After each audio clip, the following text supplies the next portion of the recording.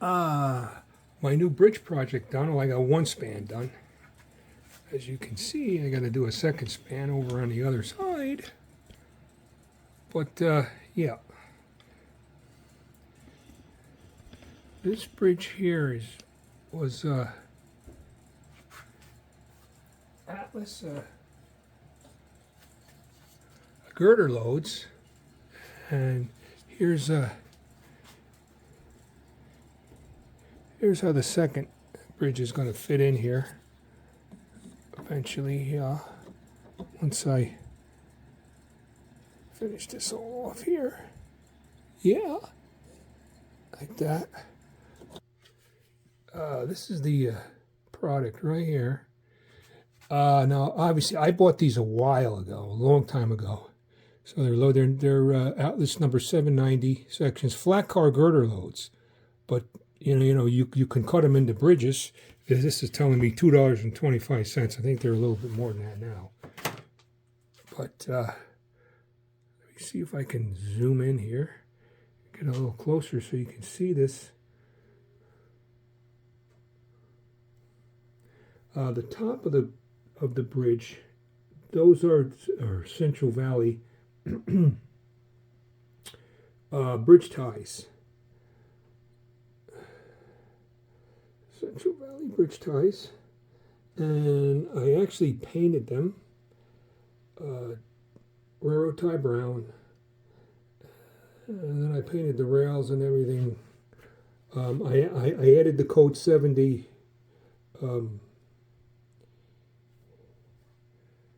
the interior rails here. I don't know what do you call these things here?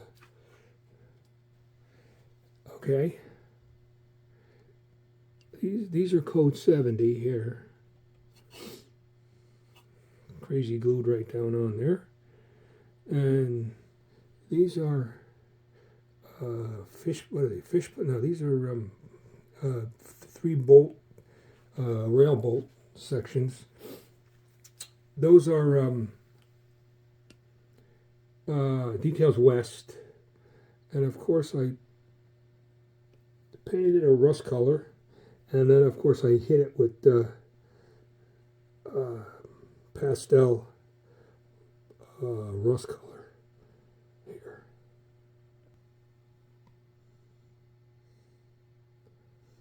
Okay, this is the bridge ties I used here. See these.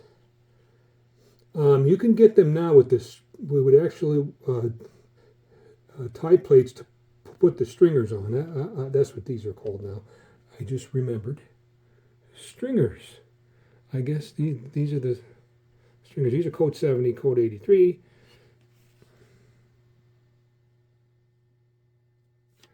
And of course, this is the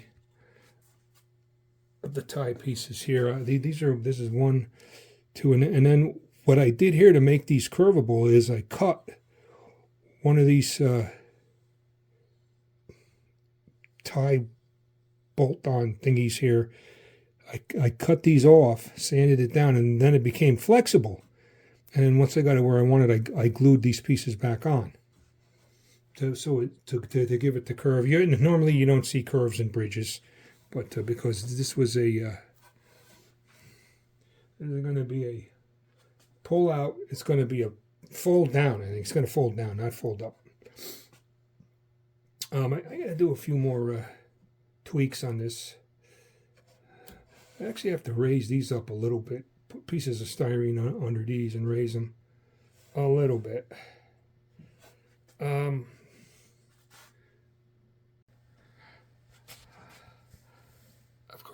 I weathered everything.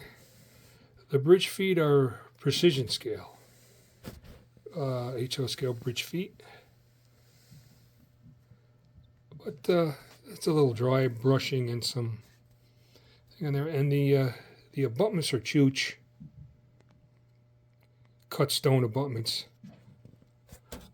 I had to add, this was the original top of the abutment. I had to add on this.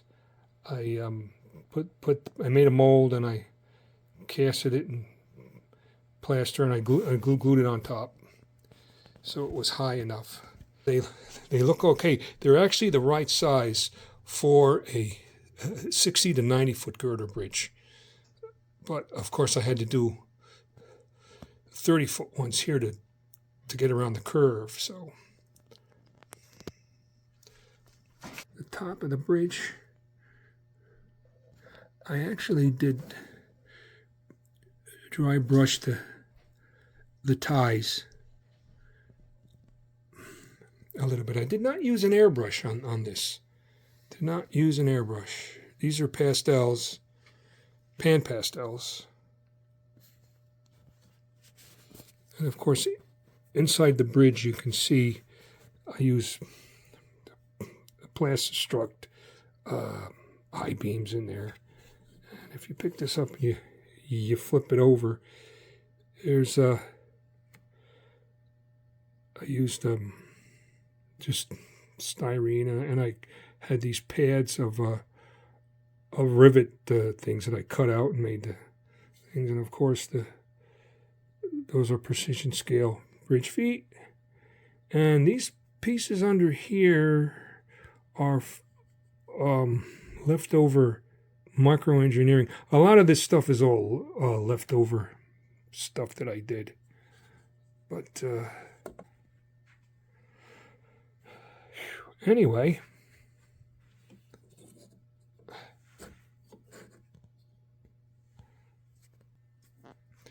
as you can see here, here's the Central Valley bridge pieces. You can see right here where I cut these stringer pieces here off. Okay, and then this ends up being flexible now. So you go around the turn with it. And then you save these pieces here.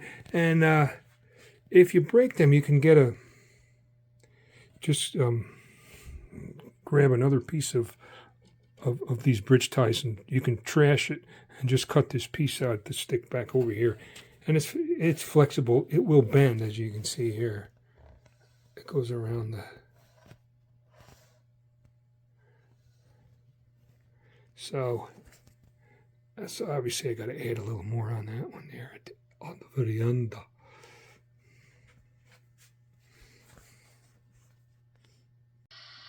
All right, let's have a final run by here. With a we'll do a blast from the past here.